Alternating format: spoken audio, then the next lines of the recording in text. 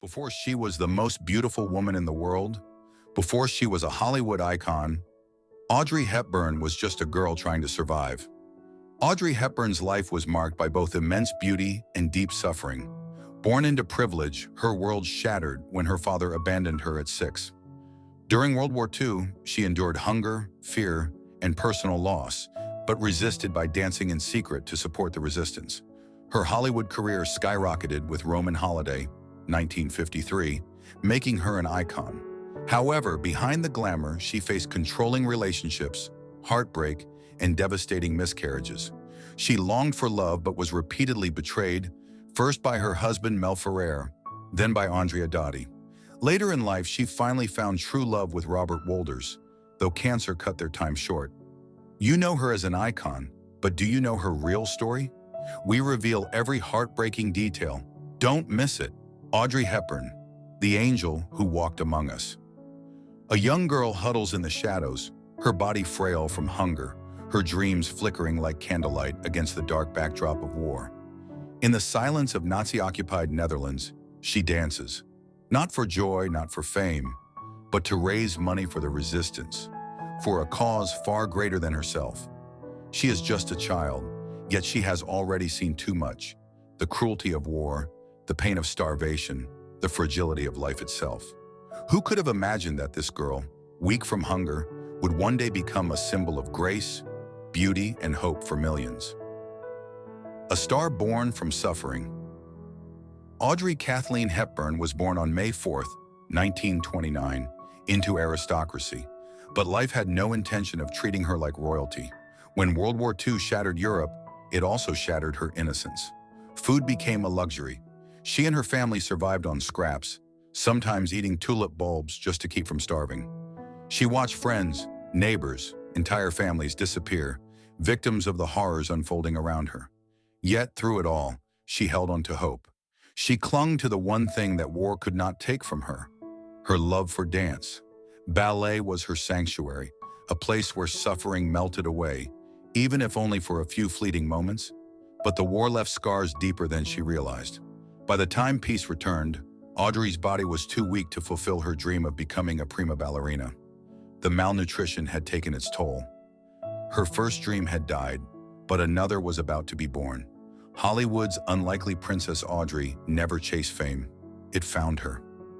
A young woman with wide, expressive eyes, a fragile frame, and a quiet elegance unlike anything Hollywood had seen before. She wasn't the sultry bombshell the industry adored. She wasn't loud. She wasn't demanding. And yet, the moment she appeared on screen, the world fell hopelessly, irrevocably in love. In 1953, she was cast as a runaway princess in Roman Holiday, a role that should have gone to an established actress, a role that should have been just another fairy tale. But from the moment she stepped onto the screen, Audrey Hepburn didn't just play a princess, she became one. With that single performance, she made history: an Academy Award, a BAFTA, and a Golden Globe, all for her very first leading role. From that moment on, she was unstoppable. Sabrina, Funny Face, Breakfast at Tiffany's, My Fair Lady, Charade. Each role cemented her legend. She wasn't just a star, she was an era. She gave the world something it had never seen before: a beauty that was delicate yet powerful, a presence that was ethereal yet unforgettable. Women wanted to be her, men wanted to protect her, and yet beneath the glamorous gowns and the dazzling smile, she was still the girl who had once known hunger, the girl who had danced in the dark for a cause greater than herself. A love that transcended the screen. But Audrey Hepburn's greatest performance wasn't in front of the camera. It was in the forgotten corners of the world, far away from the flashing lights of Hollywood. She walked through the ruins of Ethiopia, where children lay dying in the dirt. She stood in the war-torn villages of Somalia, where hunger was a slow death. She held frail, starving infants in her arms, whispering words of comfort, offering them a warmth they had never known. And she did not just visit these places, she fought for them. She used her voice, her influence, her very existence to shine a light on suffering the world preferred to ignore. She had once been that starving child. Now she refused to let history repeat itself. The final goodbye. In December 1992, Audrey was given the Presidential Medal of Freedom, one of the greatest honors an American president can bestow. But the recognition meant little to her. She was never in it for the awards, the praise, or the adoration. 1 month later, she was gone. January 20th, 1993. Audrey Hepburn, the woman who had survived war, who had conquered Hollywood, who had dedicated her life to saving others, lost her own battle to cancer. She passed away in her home in Switzerland, surrounded by the people she loved. She had given the world her beauty, her talent, and most of all, her heart. A legacy that will never fade. Audrey Hepburn was not just a Hollywood icon. She was a symbol of hope, kindness, and resilience. She taught us that beauty is not in the way you look, but in the way you live. She showed us that true grace is found not in fame, but in giving. And even now, decades after her passing, her presence lingers. In every little black dress, in every soft smile, in every act of quiet kindness, Audrey lives on. Audrey Hepburn, the fragile girl who survived war to become a Hollywood legend. The streets of Brussels were quiet on May 4th, 1929, when a baby girl was born in a small house on Rue Cayenveld.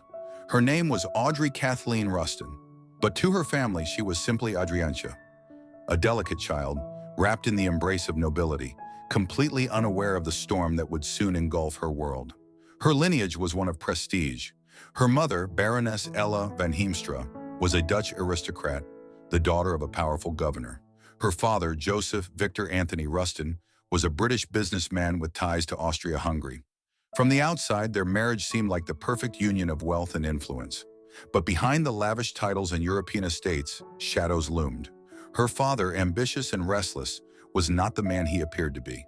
By the mid-1930s, he and Ella became entangled in the British Union of Fascists, a movement that would lead to a dark stain on the family's history. Ella even met Adolf Hitler himself, admiring his rise to power. But Audrey was just a child, blissfully unaware of the political storms brewing around her. Then in 1935, everything changed. The father who vanished one day without warning, without explanation, her father left. It was an ordinary day in Brussels, yet for Audrey, it was the most devastating moment of her young life. She would later describe the feeling of being dumped, a wound so deep that it would never truly heal. Her mother tried to keep up appearances, but behind closed doors, the aristocratic family was falling apart. Her father vanished into London's underground political world, consumed by fascist ideology, and never returned. Audrey, barely 6 years old, was left wondering why he had abandoned her. In 1937, her mother sent her away, across the sea to a boarding school in Kent, England. It was supposed to be a fresh start, but just 2 years later, war erupted and everything changed again. A war that stole her innocence. When Britain declared war on Germany in 1939, Ella believed the Netherlands would remain neutral, just as it had in World War I. She was wrong. By 1940, the Nazis invaded, and Audrey's world was thrown into chaos. She was no longer Audrey Rustin. Her English name was too dangerous. From that moment on, she became Etta van Heemstra, a name that would protect her from suspicion. But nothing could protect her from the horrors she would witness. She saw men lined up against walls and executed.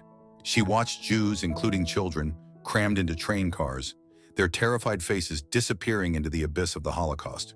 She lost her uncle, Otto van Limburg Stierum, executed by the Nazis in retaliation for acts of resistance. One brother was forced into a labor camp in Berlin, the other was forced into hiding. And Audrey? She danced, dancing in the shadows. Her love for ballet never faded. Even as the war raged on, even as hunger gnawed at her body, she danced in secret performances, not for applause, but for survival. She performed in underground concerts to raise money for the Dutch resistance. She carried hidden messages for the rebels, smuggling notes inside her ballet slippers. She even delivered food and supplies to British paratroopers hiding in the woods, risking her life in a game of silent defiance against the Nazis. But war does not spare even the brave. By 1944, the Netherlands was gripped by famine. The Germans had cut off supplies, and winter arrived like a death sentence. Audrey was starving. She and her family resorted to eating tulip bulbs, the only thing left to sustain them. She grew weak. Her once strong dancer's legs became frail. Malnutrition consumed her, leaving her anemic, sick, and barely clinging to life. By the end of the war, Audrey Hepburn was on the brink of death. A desperate letter from her mother to an old friend, a former British soldier, saved her. The man sent thousands of cigarettes, which Ella sold on the black market, using the money to buy penicillin, the medicine that would pull Audrey back from the edge. The war had stolen her childhood. It had taken her family, her home, and very nearly her life. But it had given her something too, an unshakable empathy, a knowledge of suffering that she would carry with her forever. The girl who refused to be broken. She had survived, but the dream of becoming a prima ballerina had died. The war had left her body too weak and her future uncertain. But what she didn't yet know, what no one knew, was that she was destined for something far greater than dance. The world had taken so much from Audrey Hepburn. And yet, in the years to come, she would give the world more than anyone could have ever imagined. She had been a girl of war, but she would become a woman of light. Audrey Hepburn, the fragile ballerina who became Hollywood's golden girl. The war had taken everything, her childhood, her home, her health, but Audrey Hepburn was not broken. She emerged from the devastation of World War II with a quiet determination, a dream still flickering in her heart. If she could survive starvation and war, she could survive anything. 1945 to 1952, the ballerina who wasn't meant to be. In 1945, as Europe struggled to rebuild, Audrey and her mother arrived in Amsterdam, penniless. Gone were the days of aristocracy and privilege. Her mother, once a baroness, now worked as a cook and housekeeper for a wealthy family just to put food on the table. But Audrey had only one dream: ballet. She trained under Sonia Gaskell and Russian instructor Olga Tarasova, pushing her weakened body to its limits. But hunger had left its mark. She was too frail, too tall, too damaged to ever become a prima ballerina. It was a devastating realization.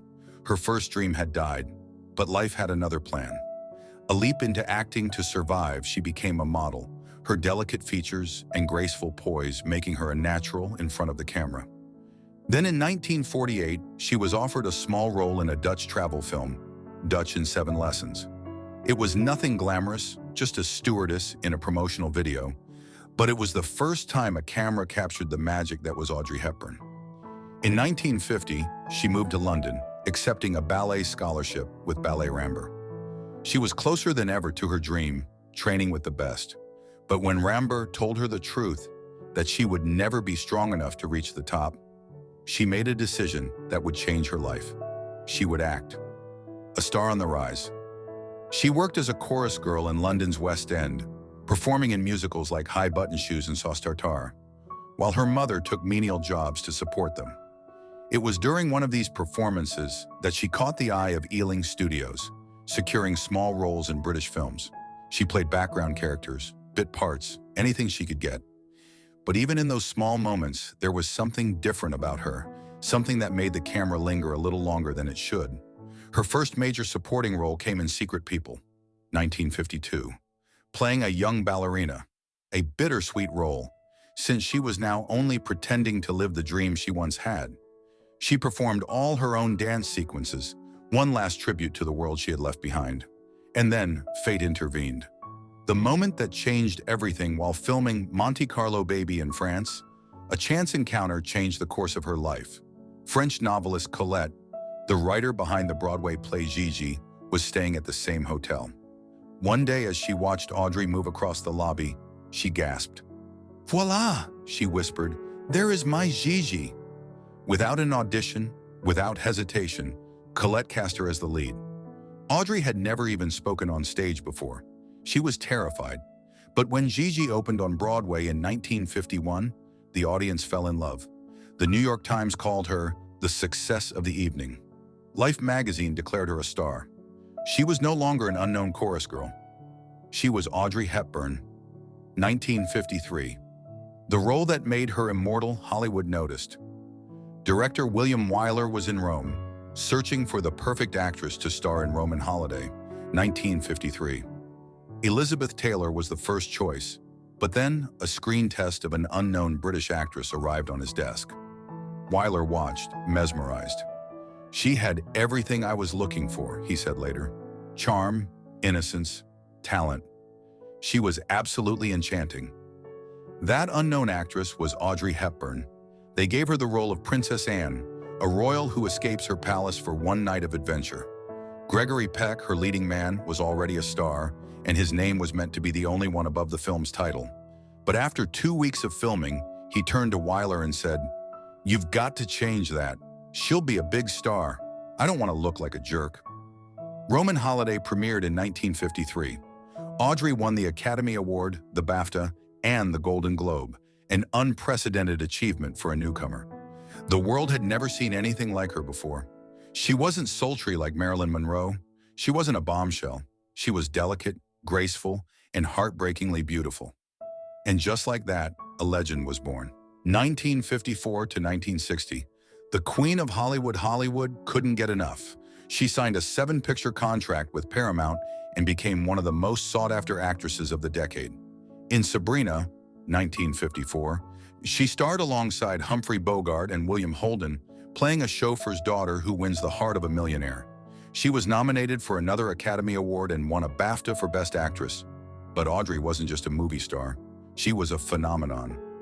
Women copied her cropped hair, her ballet flats, her elegant simplicity. She became a fashion icon, forming a lifelong friendship with designer Hubert de Givenchy. Yet despite the glamour, she remained humble. She once said, "Success is like reaching an important birthday and finding out you're exactly the same." Her talent wasn't just for light-hearted romance. She stunned critics in The Nun Story, 1959, playing a woman torn between faith and personal struggle. The performance was so powerful, it earned her another Academy Award nomination. And in 1954, she did something even rarer. She conquered both Hollywood and Broadway. She starred in the play Ondine, a fantasy love story. 3 days after winning the Oscar for Roman Holiday, she won the Tony Award for Best Actress. She was only 24 years old. More than a star by the late 1950s, Audrey Hepburn wasn't just a movie star. She was the embodiment of elegance, talent, and grace. But behind the dazzling smile and fairy tale success, there was still the girl who had survived war, who had once been too weak to dance, who had been abandoned by her father. She had everything she ever dreamed of. But would it be enough? Her greatest roles and her deepest heartbreaks were still to come. 4. Audrey Hepburn, the legend who defined Hollywood's golden age. By 1961, Audrey Hepburn had already conquered Hollywood. She was the princess of Roman Holiday, the elegant Sabrina, and the luminous star of Funny Face. But the role that would make her immortal, the role that would etch her into the very soul of cinema, was still to come. 1961. The Girl in the Little Black Dress, New York City. Early morning. A lone woman steps out of a yellow taxi, clutching a paper bag with a croissant and a coffee cup. She walks to the window of Tiffany & Company, her face reflected in the glass, as she gazes longingly at the diamonds inside. She wears a black Givenchy dress, pearls, and oversized sunglasses. She is elegant, mysterious, and untouchable. She is Holly Golightly, and from that moment, Audrey Hepburn became a legend. Breakfast at Tiffany's, 1961, was risky. Truman Capote, the author of the novella, never wanted Audrey in the role. He wanted Marilyn Monroe, someone bold, brash, seductive. Audrey was none of those things. She was graceful, delicate, reserved, and yet she transformed Holly into something unforgettable. "I'm an introvert," Audrey once admitted. "Playing an extroverted girl was the hardest thing I ever did." But she did it, and she did it brilliantly. Her portrayal of Holly, a socialite with a tragic past, a woman who longed for freedom but feared love, became one of the most iconic performances in film history. The film was a success, earning her another Academy Award nomination, and her little black dress became the most famous in the world. Even Capote had to admit it. She did a terrific job. 1961 to 1967. The Queen of Hollywood Audrey was now Hollywood's most sought-after actress. She could have played it safe, sticking to romantic comedies and fairy tale love stories, but she didn't. Instead, she took on challenging, unconventional roles. In The Children's Hour, 1961, she played a woman falsely accused of being in a lesbian relationship, an unheard-of subject in 1960s Hollywood. In Charade, 1963, she shared the screen with Cary Grant, proving she could hold her own in a Hitchcock-style thriller. Grant, 25 years her senior, was reluctant about their romance on screen. The filmmakers rewrote the script to make Audrey the pursuer. In My Fair Lady, 1964, she tackled the difficult role of Eliza Doolittle, a Cockney flower girl transformed into a lady. But when producers dubbed her singing voice without telling her, she walked off set in tears. Even so, her performance was widely praised, and the film became one of the biggest hits of the decade. During this period, Audrey's star was at its peak. She was the highest-paid actress in the world, a fashion icon, and a role model for women everywhere. But behind the glamour, her personal life was crumbling. 1967. The Last Beau. Her marriage to actor Mel Ferrer had become cold, distant, and strained. She was exhausted from the constant pressure of Hollywood. She had given the industry everything. Then came Wait Until Dark, 1967. In this chilling thriller, Audrey played a blind woman terrorized in her own home. She was at her most vulnerable, her most raw. She lost 15 pounds during filming, the stress of her failing marriage weighing on her. Audrey Hepburn, a heart longing for love. She was the woman the world adored, elegant, poised, effortlessly beautiful, a Hollywood starlet with a captivating smile, a heartwarming grace, and a kind, gentle soul. But behind the glamour, behind the Givenchy gowns and the flashing cameras, Audrey Hepburn was a woman haunted by loss, by insecurity, by a longing she never quite fulfilled. Her story was not just one of fame, but of a heart constantly searching for love, for security, for the one thing that had been stolen from her as a child. The first heartbreak, a father who vanished when she was just 6 years old. Her father was gone. No explanation, no goodbye. Just an empty space where a father should have been. It was the first big blow of my life, Audrey would later say. I adored my father. I cried for days and days. His abandonment left a scar she would carry forever. She spent her entire life trying to fill the void he left behind, desperately seeking the love, the security, the sense of worth that his absence had taken from her. The man who controlled her, Mel Ferrer. Then came Mel Ferrer, the man who, for a time, became her anchor, her protector, her everything. She met him at a party in 1953, just as her career was skyrocketing after Roman Holiday. He was older, experienced, commanding. A man who had been married twice before, a father of 4. Audrey was drawn to him. Their love blossomed quickly. By 1954, they were married, exchanging vows in a small, intimate ceremony in Switzerland. For a while, she thought she had found what she had always craved: stability, protection, belonging. But the fairy tale did not last. Behind the scenes, Ferrer was not the devoted husband the world believed him to be. He was jealous, controlling, possessive. He used Audrey's crush on him to rule her with an iron fist, a director once said. He dictated her career choices, shaped her decisions, and slowly dimmed the light of the woman the world had fallen in love with. Even Audrey's mother despised him, calling him a frog-faced delinquent with spindly legs. But Audrey held on. Why? Because she had been abandoned once before, and she refused to let it happen again. She wanted to be a wife, a mother. She wanted a family. But heartbreak followed her. She suffered 3 devastating miscarriages, one in 1955, another in 1959 after a fall from a horse, and another in 1967. Each one shattered her, leaving her desperate, grieving, clinging to the belief that happiness was just beyond her grasp. Finally, in 1960, she gave birth to her son, Sean Hepburn Ferrer, her greatest joy, the one thing she felt she had done right. But a child could not fix a broken marriage. Ferrer's control over her grew suffocating. He had affairs, secrets, lies. And Audrey? She had her own forbidden love. A romance with William Holden, her co-star in Sabrina. Holden adored her, called her the love of his life. But when Audrey discovered he had undergone a vasectomy and could never give her children, she ended their affair. By the late 1960s, her marriage to Ferrer was crumbling. For years, she stayed, out of duty, out of fear, out of a refusal to let history repeat itself. But eventually, even Audrey could not deny the truth. Their 14-year marriage ended in 1968, and once again, Audrey was alone. The husband who betrayed her, Andrea Dotti. She did not stay alone for long. By 1969, she had fallen in love again, this time with an Italian psychiatrist, Andrea Dotti. He was charming, romantic, passionate. She believed he would give her the home, the security, the forever she had always longed for. She was wrong. Dotti was a serial womanizer. Throughout their marriage, he was spotted with hundreds of different women. Audrey suffered in silence. She had given up Hollywood, sacrificed everything to be a devoted wife and mother. And still, it wasn't enough. Her granddaughter later revealed how much his betrayal hurt her. Her father leaving hugely affected her sense of self-worth. It left her insecure for life. Her self-esteem was shattered. After 13 years of trying, of hoping, of suffering, she finally walked away. Their marriage ended in 1982. The love she finally found for most of her life, Audrey searched for love, only to be met with heartbreak. But in the final years of her life, she found it. Not in a husband, not in a fleeting romance, but in a man who simply loved her for who she was. His name was Robert Wolders. He was a Dutch actor, a kind soul who had once been married to actress Merle Oberon.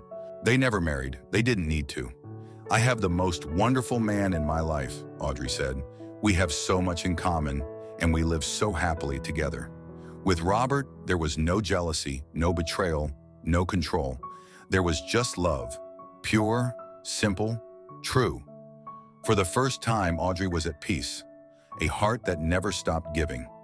Though she never truly found the perfect love she longed for, Audrey's heart was never empty, because she gave her love to the world.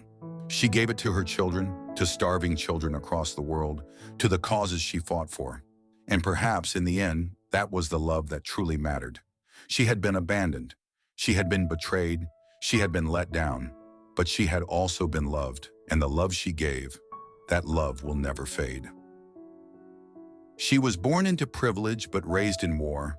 Abandoned by her father, starved by war, and haunted by loss, Audrey Hepburn learned early that life could be cruel. Yet through hunger, heartbreak, and devastation, she never lost her grace. She danced in secret to resist oppression. She fought for love, only to be betrayed. She became the world's most beloved actress. Yet she walked away from fame to fight for those who had nothing. In the end, she found love, not in a marriage, but in kindness, in giving, in making the world a better place. She was more than beauty, more than talent. She was a survivor, a fighter, a woman who turned pain into purpose. And though she left us too soon, Audrey Hepburn's light will never fade, because true legends never die. Thank you for watching. Which story do you want to hear next? Let me know in the comments. And don't forget to subscribe. It helps me create more beautiful stories. See you soon.